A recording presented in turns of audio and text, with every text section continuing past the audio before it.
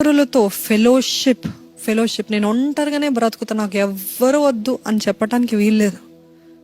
మీరు ఒకరు పడినప్పుడు ఇంకొకరు లేపాలని ఆయన వాక్యం తెలియజేస్తుంది. 3 పేట్ల తాడు సులభంగా తెగిపోదు. అది కేవలం వివాహం కోసం కాదు.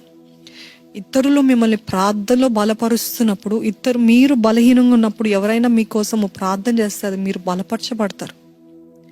You need to come to church. ఈ నెగిటివిటీ నుండి బయటికి రావాలి అని అంటే తప్పకుండా కమ్యూనిటీ అవసరము, ఫెలోషిప్ అవసరం, సిస్టర్హుడ్ అవసరము, బ్రదర్హుడ్ అవసరము.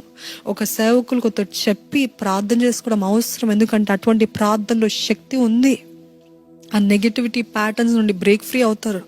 ఒక గదిలోనే ఉంటూ నాకు ఇంతే చాలు, నో, నేను ఇక్కడనే ప్రభు బల్ల పుచ్చుకుంటాను, నా ఇంట్లోనే ఉంటాను, నేను చర్చ్కి వెళ్ళనక్కర్లేదు, నో, తప్పు. You need negativity. అందుకని ఆదికాండము 2వ అధ్యాయము 18వ వచనము ఏంటండి, ఒంటరిగా ఉండటముతో ఇమ్యూనిటీ తగ్గిపోతుందంట, బాడీ తట్టుకునే శక్తి తగ్గిపోతుందంట, డిప్రెషన్ ఎక్కువ అయిపోతుందంట. అదే ఆపోజిట్ ఫెలోషిప్లో మనుషుల మధ్యలో ఉంటూ, మనుషులు దేవుని వైపు మిమ్మల్ని తిప్పుతూ, మిమ్మల్ని బలపరుస్తూ, మిమ్మల్ని ఎంకరేజ్ చేస్తున్నప్పుడు అంట మీ డిప్రెషన్ తగ్గిపోతుందంట, ఇమ్యూనిటీ పెరుగుతుందంట.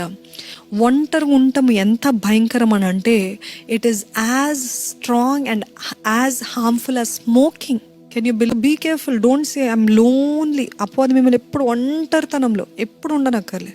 యేసు ప్రభు దర్ ఇస్ అ టైమ్, ఆయన సాలిట్యూడ్ అంటే ఒంటరిగా ఉండాల్సిన సమయంలో ఒంటరిగా ఉన్నాడు, శిష్యులతో ఉండాల్సిన సమయంలో శిష్యులతో ఉన్నాడు, మినిస్ట్రీ చేయాల్సిన అందరితో ఉండాల్సిన సమయంలో ఉన్నాడు, వివాహాలకి వెళ్ళాడు, పలానా అన్నిటికీ వెళ్ళాడు దేవుడు. నేను